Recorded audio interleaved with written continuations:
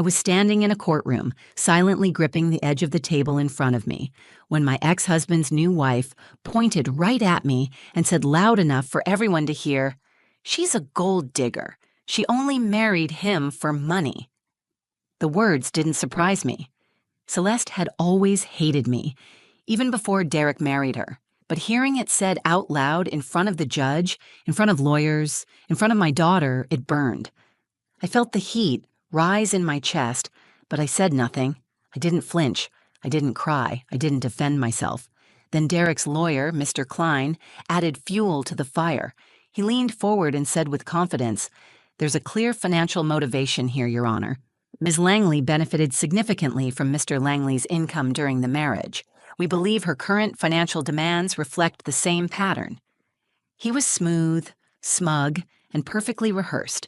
The way he said Ms. Langley, like I was some stranger. Like I hadn't been the one raising Derek's daughter while he traveled the country on corporate retreats. Like I hadn't been the one who paid our rent the first 3 years while he found himself. Still, I said nothing. I looked at my daughter, Tessa, 13 years old, sitting right behind me. Her hands were folded tightly in her lap. She looked small in that chair, but her eyes were blazing. And then, without warning, she stood up. "Mom," she said, her voice steady but loud enough to cut through the courtroom noise. "Should I tell them what we found in Dad's bank statements?" The entire room turned, every head. Even the court reporter stopped typing. Mr. Klein froze. His smirk vanished. He slowly sat back down, not saying a word. I didn't expect her to say it. I hadn't wanted her to. I had told her to stay quiet, to let the adults handle it. But my daughter had other plans. She wasn't going to let anyone lie about her mother. Not while she was watching.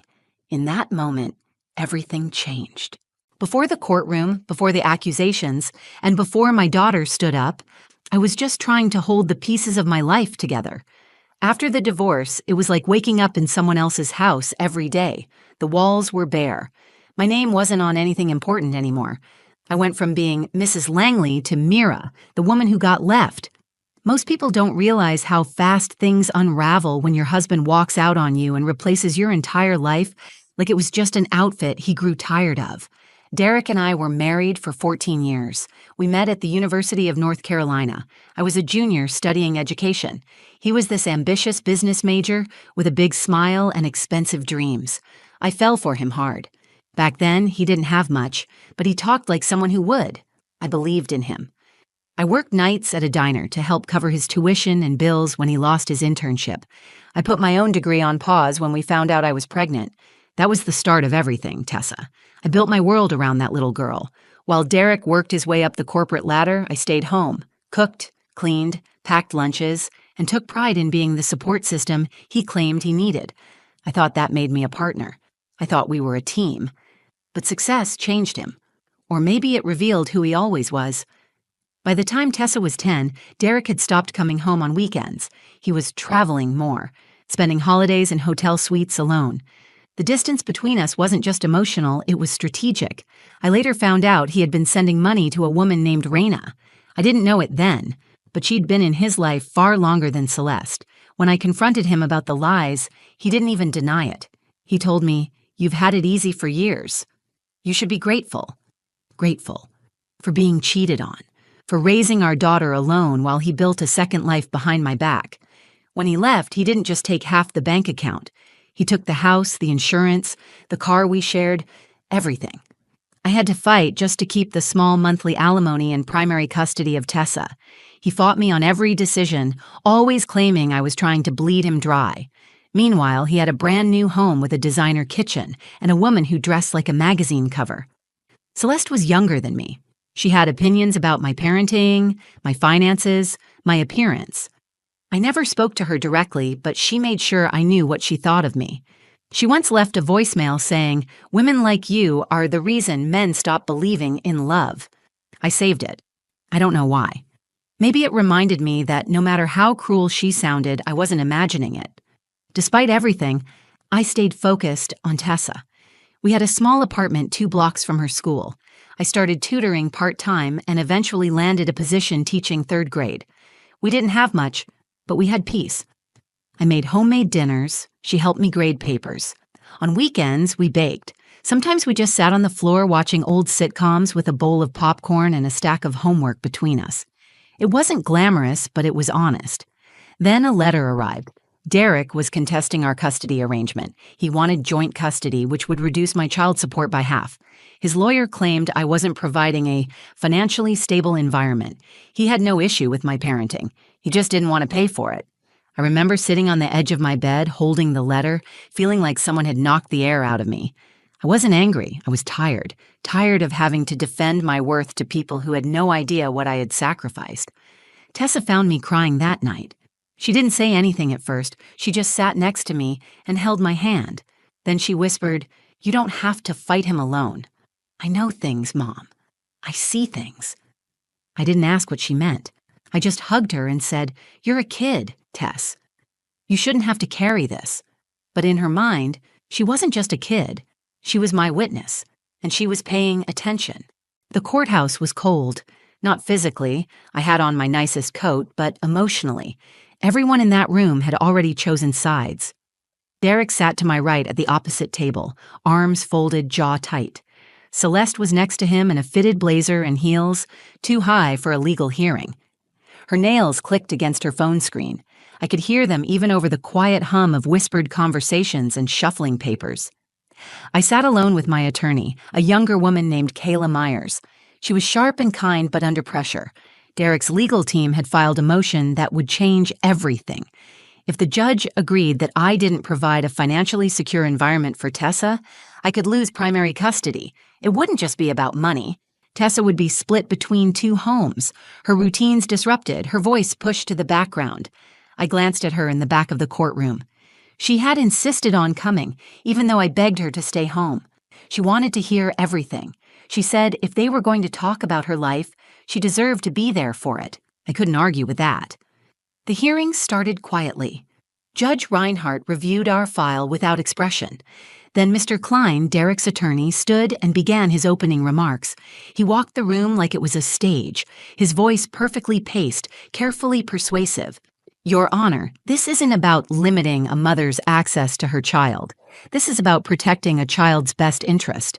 Ms. Langley is currently employed part-time, residing in a rental property, with no health insurance plan in place. Meanwhile, Mr. Langley has the resources and stability to offer Tessa a more secure future." He didn't even look at me. I was just a line item in his presentation. Then came the blow. Celeste stood. She didn't have to, but she asked the judge to speak. He allowed it. She adjusted her sleeves, then stepped forward with the confidence of someone who believed every lie she was about to tell. "She only married Derek for the money," she said. "He paid for her lifestyle, her house, her vacations, and now she's trying to drain him through child support and alimony. She never loved him. She used him." My heart pounded. I kept my face still. I knew if I cried, it would look weak. If I got angry, it would look bitter. Either way, I'd fit the story they were telling. Celeste turned slightly to face the judge. "I'm not saying she's a bad mother. I'm saying she's financially motivated. That matters." Then came the worst part. Mr. Klein stepped back in, as if to underline her words with legal authority. "Your Honor," he said, "we believe Ms. Langley's financial motives have consistently influenced her behavior. She benefited substantially during the marriage and has continued to do so post-divorce. This is not about co-parenting. This is about ensuring fairness and responsibility." My chest was tight. I had stayed silent through so much, through Derek's betrayal. Through the nights, Tessa asked me why Dad was always busy. Through the months, I skipped meals so she wouldn't notice the fridge was getting emptier. I had kept my dignity through it all, but sitting there, while they framed me like some lazy opportunist, I felt like I was being erased. I glanced at Tessa again. Her fists were clenched in her lap. She was staring straight ahead, not at her father, not at Celeste, at the judge. I thought it would end there. I thought they had said their piece and we would move on to evidence, testimony, paperwork. But before anyone else could speak, Tessa stood up. "Excuse me," she said. The room quieted. She took a step forward. The judge looked surprised but curious. "May I speak?" The judge looked to me. I nodded, unsure, my heart thudding. Tessa walked up slowly, chin lifted.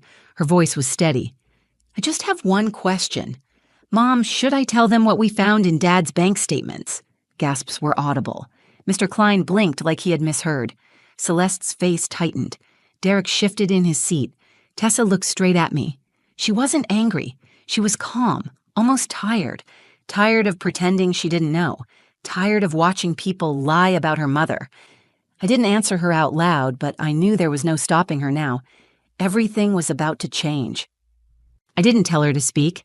I didn't ask for help. But Tessa saw through the silence I'd wrapped myself in. The truth had been weighing on her, and in that moment, she made the decision I had been too afraid to. She stood in that courtroom like she had every right to be heard. The judge paused, watching her with cautious interest. A child interrupting a legal hearing isn't something you ignore, especially not when the room has just been accused of hiding something. "I'm sorry," she said clearly, "but they're saying my mom took money from my dad. That's not true. My dad's the one who gave money away." Mr. Klein stood halfway as if to object, but the judge lifted his hand and gestured for him to remain seated. "Tessa, this isn't a formal testimony," the judge said gently, "but I'll allow you to speak for a moment. Go ahead." Tessa took a deep breath. She looked over at Derek, then at me. "A few months ago, when I visited Dad's house, he was helping me with my math homework. He logged into his bank account to pay for some online tutoring software, but he forgot to log out. After he left the room, I saw his screen was still open. I didn't mean to snoop, but something caught my eye. There were a lot of payments to someone named Raina Marcus. That name hit Derek like a punch. He blinked, tried to stay calm, but I could see the panic spreading in his face. Celeste stiffened next to him. She clearly recognized the name, too. "She got money almost every month," Tessa continued, "sometimes twice. Not small amounts either. I didn't say anything at first, but I told Mom about it later. She said it wasn't our business. She told me not to get involved. I had. I told her it wasn't her burden, that she shouldn't get dragged into the lies adults tell. But she had remembered every detail. Raina wasn't just a friend," Tessa said. "She was someone my dad used to sneak around with. I remember her from before the divorce. I saw her at a restaurant once. They were sitting together, laughing. Dad told me not to tell Mom." The courtroom was silent. Even Judge Reinhardt looked stunned. No one expected the daughter to speak, and certainly not like this. She was calm. She wasn't emotional or confused. She was precise, deliberate, and heartbreakingly honest. Tessa reached into her backpack and pulled out a folded envelope. "We printed the statements, just in case. I brought them." Kayla, my lawyer, turned toward me with wide eyes. She hadn't known about this either.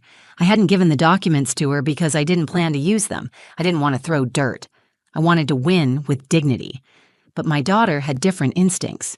She had watched people lie about me for years, and now she was done. Kayla stood and approached the bench, accepting the envelope from Tessa. She handed it to the judge.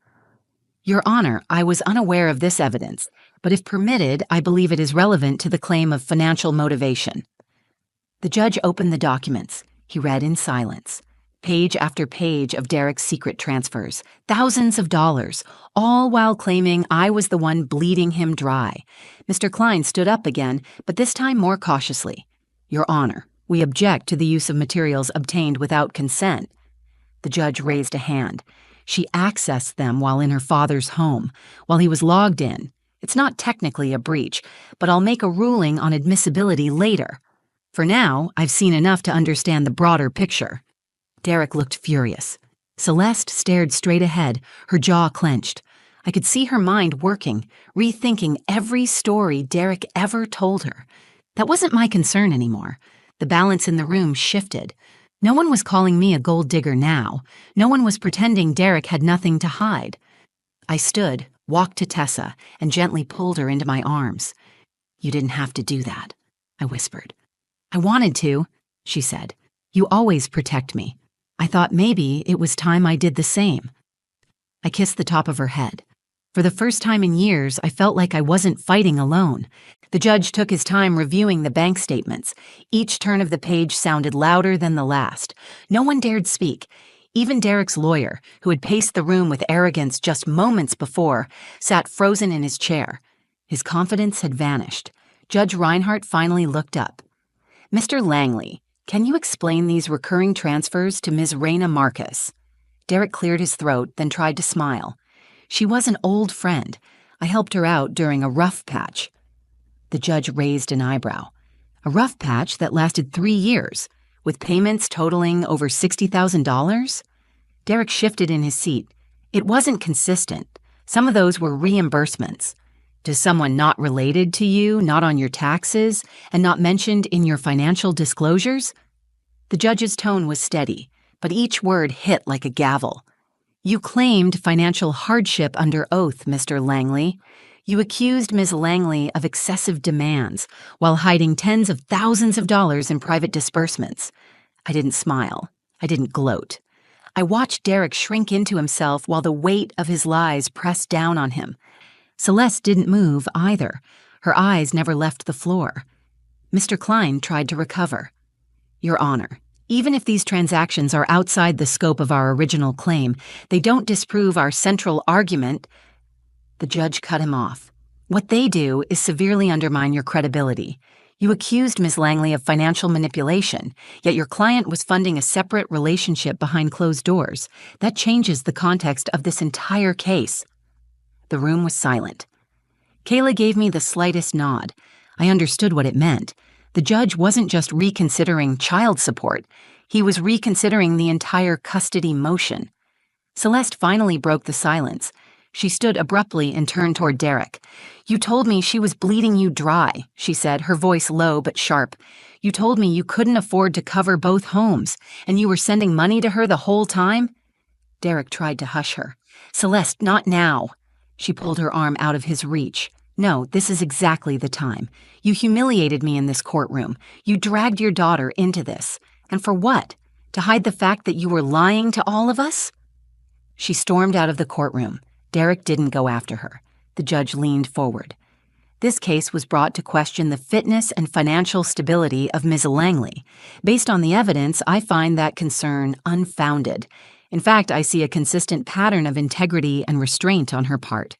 By contrast, Mr. Langley's lack of transparency and continued attempts to manipulate financial information raised significant concerns. He paused to let it sink in. Primary custody will remain with Ms. Langley.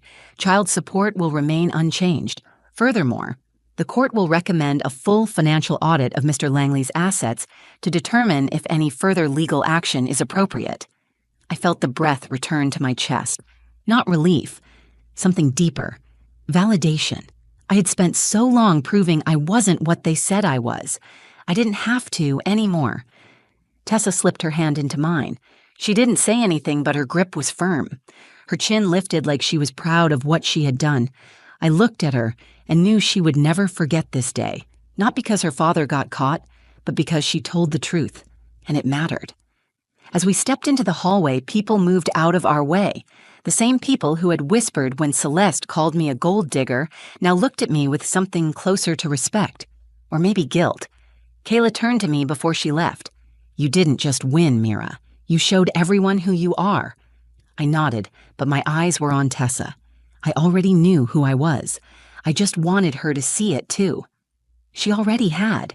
The case was over, but something deeper had shifted inside me. For the first time in years, I walked out of a courthouse not carrying shame. I wasn't a woman defending herself against lies. I wasn't someone trying to hold on to scraps of dignity. I was simply myself again, Mira Langley, a mother, a teacher, and a survivor who refused to be rewritten by someone else's story. Tessa and I got into the car in silence. I started the engine, but neither of us moved.